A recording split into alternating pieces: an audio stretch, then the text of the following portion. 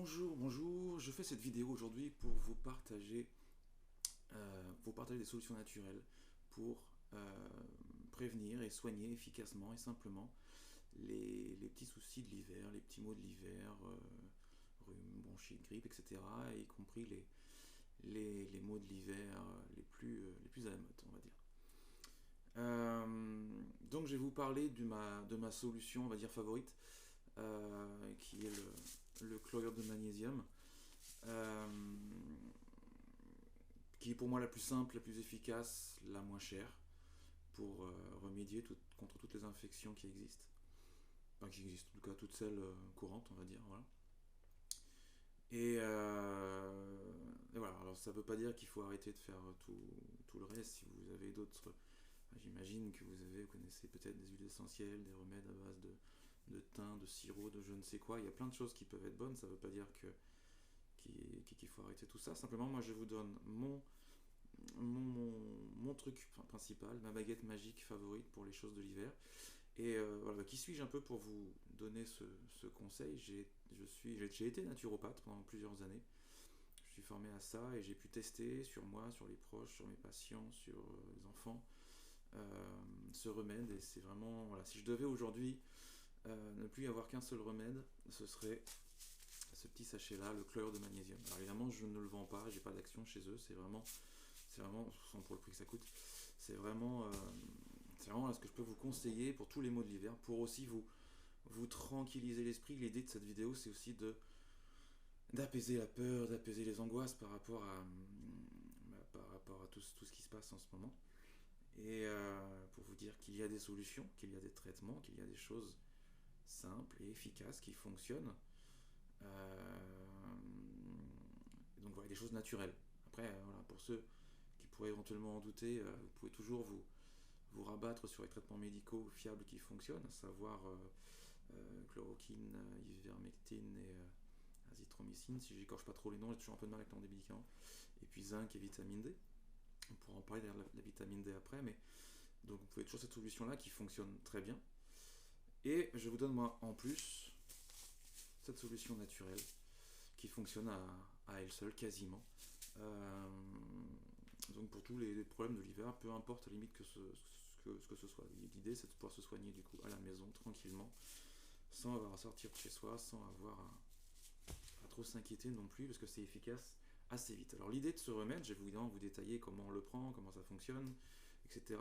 L'idée quand même générale, c'est de le prendre le plus tôt possible. Dès qu'il y a des premiers symptômes, on le prend le plus tôt possible, ce sera plus efficace. Plus on attend, plus ça mettra. Ce sera efficace aussi, mais ça va mettre un peu plus de temps, comme si la maladie s'installe et donc c'est plus difficile à désinstaller. Alors que si elle vient juste d'arriver, c'est plus facile de la mettre dehors, on va dire. Donc comment ça fonctionne, ce petit remède? C'est du chlorure de magnésium. Donc c'est un peu comme une sorte de sel de magnésium, parce que le sel de table que l'on met sur l'alimentation, c'est du chlorure de sodium. Et là, on a du chlorure de magnésium. Donc il ne faut pas être effrayé par ce mot de chlorure. Même si on met du chlore dans les piscines, voilà, vous mangez tous les jours du chlorure de sodium et il n'y a aucun souci. Ça, c'est du chlorure de magnésium. Donc, il a vraiment plein d'effets. Je vous encourage à aller voir sur internet ou dans les livres ce que vous pouvez trouver là-dessus. Il y a vraiment bien plein d'effets. Je vais vous pas faire le tour, mais je vais vous en citer quelques-uns. Évidemment, il recharge en magnésium, ce qui est plutôt positif. Voilà, que si vous êtes stressé, si vous êtes fatigué, ça va vous donner un petit coup de fouet. Il augmente l'immunité. Il augmente l'immunité. Même si le mécanisme est un petit peu plus, on va dire, inconnu. Il augmente l'immunité, en tout cas on constate. Il lutte contre les infections, que ce soit les virus ou les bactéries. Il sert à nettoyer les plaies.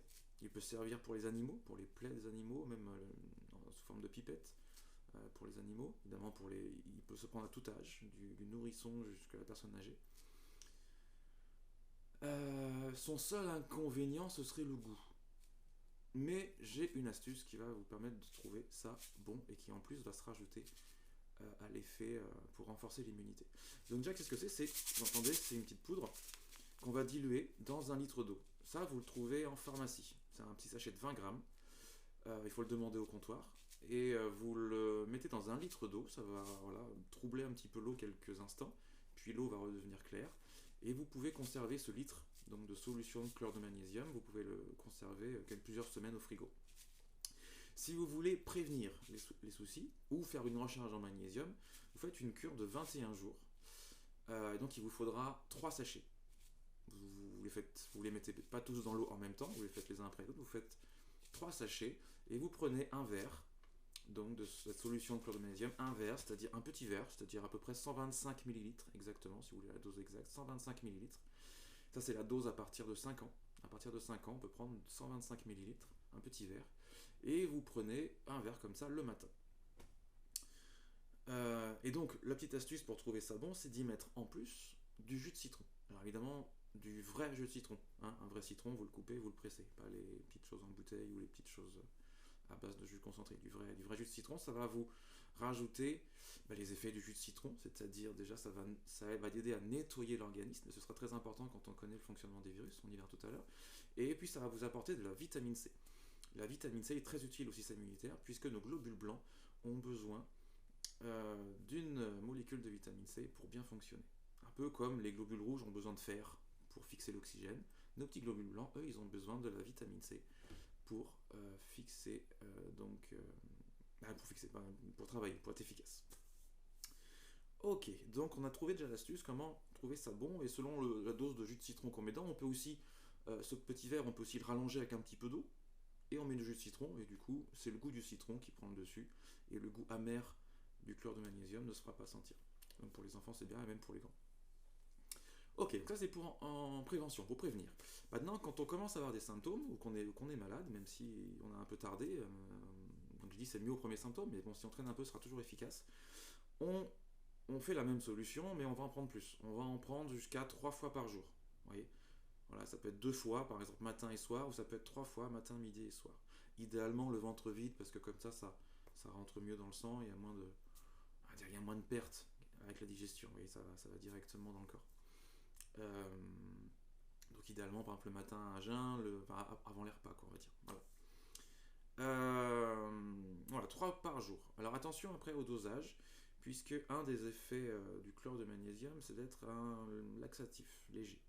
Donc au bout de 3 verres, pour certaines personnes, pas pour tout le monde, peuvent commencer certains effets sur les selles.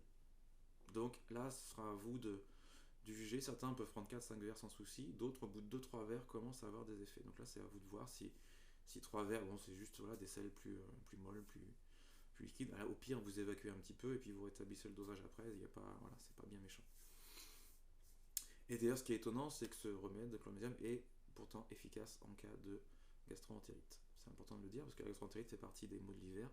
Et même si vous avez la gastro, et même si le chlore de magnésium peut avoir des effets laxatifs, le chlore de magnésium est efficace sur la gastro. Essayez et vous verrez.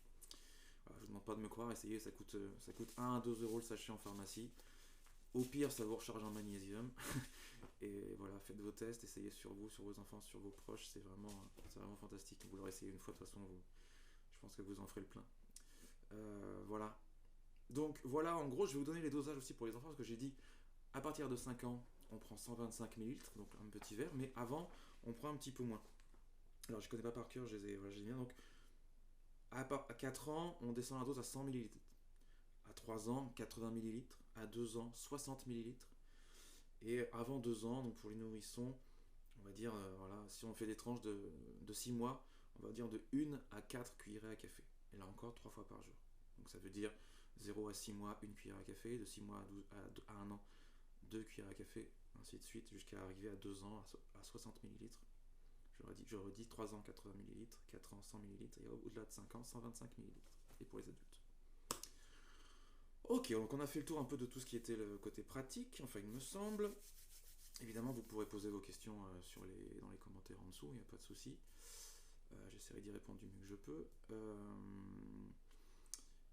Donc après, voilà, comment ça fonctionne, comment ça se fait que ça marche et que c'est efficace, et que par exemple un simple complément à base de magnésium n'aurait pas le même effet. Parce qu'on pourrait se dire, après tout c'est du magnésium, je vais prendre une gélule de magnésium et ça va faire pareil. Et bah non, parce que le chlorure de magnésium a vraiment un effet particulier pour renforcer l'immunité. Alors que la gélule de magnésium va simplement vous recharger en magnésium, ce qui peut avoir aussi des effets quand même, entre guillemets, secondaires, parce que ça va améliorer la fonction du système nerveux et donc de plein de choses dans le corps. Mais le chlorure de magnésium a vraiment un effet spécifique, vraiment par rapport à l'immunité, par rapport pour lutter contre les infections. Et d'ailleurs, je l'ai dit tout à l'heure, vous pouvez l'utiliser comme pour nettoyer les plaies. qui sera tout aussi efficace, même plus efficace que tous les produits du commerce, puisque le chlorure de magnésium va laisser la plaie humide, et donc la plaie va pouvoir se refermer beaucoup plus vite. Je ne dis pas que les produits du commerce ne sont pas efficaces, mais ils laissent les plaies sèches. Et une plaie a besoin d'être humide pour bien se refermer, pour bien reconstruire les tissus, etc. Une cellule a besoin d'eau, une cellule est faite d'eau, donc ça doit être humide et ça a besoin de... En fait, le chlorure de magnésium fonctionne, contrairement à d'autres produits, des médicaments ou même certaines plantes qui vont lutter contre quelque chose. Le chlorure de magnésium va simplement donner ce qu'il a besoin, donner au corps ce qu'il a besoin pour que le corps puisse gérer la situation. Et c'est le corps qui va gérer ensuite la situation. Du coup, le corps va pouvoir peut-être faire baisser légèrement la fièvre. Il aura peut-être moins besoin de la fièvre pour lutter contre l'envahisseur, on va dire. Donc ça peut avoir aussi un effet pour faire baisser un petit peu la fièvre, c'est intéressant. Même si la fièvre est la solution et n'est pas le problème. Il ne faut pas prendre les symptômes pour des... Les symptômes sont souvent les solutions du corps. Alors ils sont désagréables, certes, avoir la fièvre c'est désagréable, ça fatigue, c'est pas confortable. Néanmoins, quand vous avez la fièvre, les virus et les bactéries sont raplapla et sont assommés, alors que certains de vos globules blancs, eux, sont boostés par cette montée en température et sont plus efficaces. Donc, je vous laisse déduire je vous laisse comprendre pourquoi il faut garder la fièvre, en tout cas pas la faire baisser complètement, et éventuellement surveiller que ça ne monte pas trop, à la limite. Mais voilà, c'est tout. Ok, et donc je disais, oui, les symptômes sont souvent la solution du corps. En fait, on remarquera que la plupart des virus créent des symptômes dits d'élimination. Donc on va se moucher, on va éliminer par le nez, on va éliminer par la gorge, donc les poumons vont éliminer beaucoup de mucus. Des fois, les gastro-entérites, on va éliminer, c'est le système digestif qui va éliminer, donc par le bas ou par le haut, ça dépend. Parfois, certains virus donnent des boutons, je pense à l'herpès par exemple, mais il y en a d'autres aussi, voilà, c'est la peau qui élimine. Donc, comme si les virus, en fait, favorisaient l'élimination. C'est pour ça qu'on ne réagit pas tous pareil aux virus, certains ne sont pas symptomatiques, d'autres vont déclencher des éliminations, et dans certains cas, par exemple, je pense au virus Ebola, ça a déclenché tellement d'éliminations, et si la personne n'est pas pris en charge, n'est pas réhydratée, n'est pas, etc., et ça peut être parfois fatal, selon les problèmes. S'il y a d'autres facteurs, comme on dit, cette forte élimination provoquée par le virus peut être problématique. Mais dans la plupart des cas, alors je ne sais pas le pourcentage, mais probablement 99% des cas, c'est juste une élimination qui se fait ou pas d'ailleurs, parce qu'on peut porter un virus sans forcément avoir de soucis particuliers. Voilà, un peu comme si le corps profitait de ce virus pour faire une mise à jour, un nettoyage, et après repartir de bon pied. On dit souvent d'ailleurs une grippe bien soignée ne dure qu'une semaine, alors qu'une grippe mal soignée dure jusqu'à 7 jours. Ça, c'est pas de moi, c'est un dicton assez vieux. Bref. Donc, je pense que j'ai dit l'essentiel sur le chlorure de magnésium. Donc, plus le jus de citron avec la vitamine C. Alors, évidemment, si vous voulez un peu plus de vitamine C, mangez des clémentines, des oranges, des choses comme ça, des poivrons, même si en hiver, c'est pas trop la saison, mais faites le plein en été, éventuellement, des poivrons, parce que les poivrons sont bien plus riches en vitamine C que les oranges et les clémentines, par exemple. Et bref, les vitamines C sont trouvées dans à peu près tous les fruits, les agrumes. Et puis, vous pouvez aussi vous supplémenter, si besoin, en vitamine D. Ça peut être une bonne idée pour se protéger en hiver. La vitamine D, c'est quoi ? C'est une vitamine hormone, en fait, qui est fabriquée naturellement par le corps. En fait, c'est au niveau de la peau. Le corps utilise le cholestérol fabriqué par le foie, qui est donc utile à quelque chose quand même, et qui vient au niveau de la peau, et sous l'effet des rayons du soleil se transforme en vitamine D. Cette vitamine D retourne après dans le circuit pour être utile à plein de choses. Là encore, vous pouvez chercher vitamine D et vous allez trouver plein d'effets positifs, et notamment sur l'immunité. Cette vitamine D est d'ailleurs inclue dans les protocoles de traitement, contre la fameuse maladie à la mode en ce moment, et avec pas mal d'efficacité. On prescrit aussi souvent le zinc avec, qui est aussi une efficacité sur l'immunité, donc pourquoi ne pas vous rajouter une petite cure de zinc et de vitamine D pour vraiment être tranquille cet hiver, sans aucune autre solution, sans avoir besoin de quoi que ce soit d'autre. Et donc la vitamine D, comment ça se prend ? Alors la vitamine D, on la fabrique l'été et on la stocke. Donc si vous êtes suffisamment exposé l'été, j'aurais presque envie de dire quelque part, vous êtes tranquille pour l'hiver. Moi, ça fait plusieurs années que j'en prends plus de vitamine D. Je fais attention à bien m'exposer l'été. Évidemment, pas aux heures les plus chaudes, pas entre 10h, enfin pas entre midi et 16h, on va dire, en plein mois d'août. Ça tape trop. mais s'exposer intelligemment aux heures où le soleil est plus doux, voilà, avant midi, après en fin de journée, ou voilà, en mai-juin quand c'est un peu plus cool. Et voilà, donc évitez, donc voilà, exposer par exemple vos enfants au soleil intelligemment, ne leur mettez pas de la crème protectrice trop, parce que sinon ils profitent pas des rayons, et en plus bah, c'est pas forcément très bon ces crèmes là non plus. Donc profitez bien du soleil l'été intelligemment, et, euh, et vous aurez logiquement vos réserves. Profitez bien aussi du soleil évidemment en septembre, il y en a encore un peu en octobre, et puis dès mars, avril, mai. Voilà. En hiver, il y a beaucoup moins de soleil et donc on ne fabrique pas suffisamment de vitamine C. Mais là encore, si on a fait au stock, ça peut suffire. Si ça ne suffit pas, eh bien on peut se supplémenter. Et là, on peut prendre. Alors, il y a plein de marques qui fabriquent de la vitamine D en petites gouttes. Vous préférez ça plutôt que les grosses ampoules, là, les grosses doses d'un coup, qui sont en plus avec des additifs, hein, des choses qui sont pas très cool. Voilà, prenez de la vitamine D, ça coûte un peu plus cher, mais ça vaut le coup parce qu'un flacon finalement vous fera tout l'hiver. Vous pouvez même souvent un flacon, je me souviens de l'époque où j'en prenais, un flacon ça pouvait même faire deux personnes pendant tout l'hiver. Donc un petit flacon coûte 15 euros, bon voilà, c'est pas non plus un gros investissement. Et voilà, ça vous protège, vous en prenez 2, 3, 4 gouttes par jour et voilà, vous êtes bien. Euh, bon, voilà, c'est pas mal, on a fait un petit peu le tour de ce que je voulais vous transmettre. J'espère pas avoir été trop long, un peu plus de 16 minutes, c'est pas mal. Donc s'il y a des questions, n'hésitez pas. Et puis je réfléchis juste 2 secondes si j'ai rien oublié. Mais je pense que c'est pas mal. Vitamine D. Ah bah si, évidemment, si, quelques petits conseils autres pour l'immunité. Des conseils qui ne coûtent rien, comme faire du sport, même en hiver.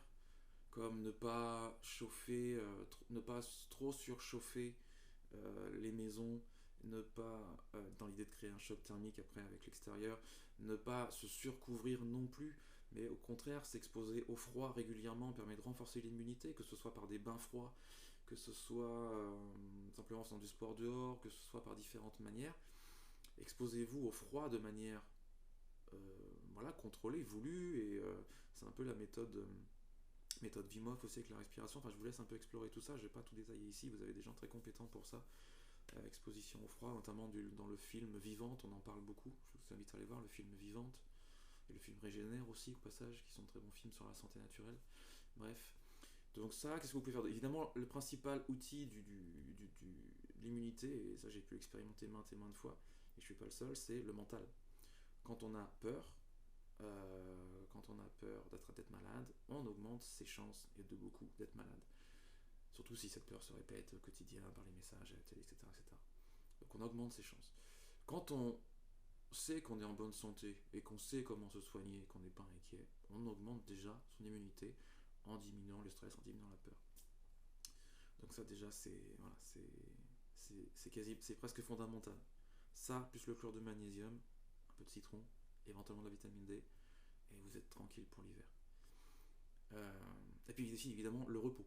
Dernière chose importante, quand on est malade, c'est évident, mais on se repose, on va pas travailler, on va pas à l'école, enfin voilà, on se repose, le corps vous dit stop, on s'allonge, on reste au chaud, on prend soin de soi, on dort, on se repose, on se couche tôt. Voilà, le corps travaille, il faut le laisser faire. Ça peut prendre quelques jours avant de se remettre, voilà, c'est normal, le corps, c'est pas une machine non plus, pouf, hop, on prend un truc, ça va mieux tout de suite. Non, le corps a besoin de se nettoyer, de refaire le plein d'énergie, de se régénérer, etc. Ça peut prendre quelques jours, il faut se reposer. Euh, voilà, après, qu'est-ce qui peut augmenter l'immunité? Rire, regardez des films drôles, voilà, passez du temps avec vos enfants, faites des choses que vous aimez. Arrêtez de faire les choses que vous n'aimez pas et faites les choses que vous aimez, quoi que ce soit d'ailleurs. Ça va vous donner de l'énergie et ça va vous donner de l'énergie positive et vous voilà, renforcer l'immunité. Éventuellement, méditer, toutes les pratiques de relaxation, méditation, yoga et autres vont avoir un effet positif aussi, même simplement des étirements, simplement des mouvements voilà, de réveil le matin, des petites rotations, des choses, des exercices de méditation guidée ou autre, simplement une forme de pensée positive. Pensée positive, c'est simplement par exemple se dire intérieurement, voilà, je lâche prise à toutes mes tensions, je lâche prise à mon mental, je lâche prise à mes émotions, je me recentre, j'harmonise mon corps, j'harmonise mes systèmes vitaux, j'harmonise, je m'harmonise, choses comme ça, où ou simplement aussi le fameux je suis qui je suis, ou le fameux, encore plus fameux, c'est comment déjà, chaque jour, et à tout point de vue, je vais de mieux en mieux. Essayez, essayez, et franchement, ça aussi c'est super, ça fonctionne bien.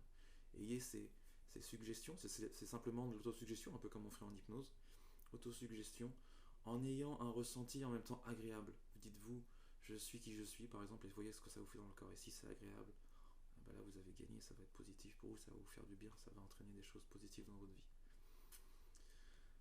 Bon, j'ai fait le tour, je vous laisse. Posez vos questions si vous en avez, et sinon expérimentez tout ça, ne croyez pas sur parole, testez, explorez, faites vos recherches, puisque comment dire, puisque la peur vient de l'ignorance. Vous savez ce qu'il vous reste à faire pour supprimer la peur. Informez-vous, faites vos recherches, explorez, expérimentez. Bye bye.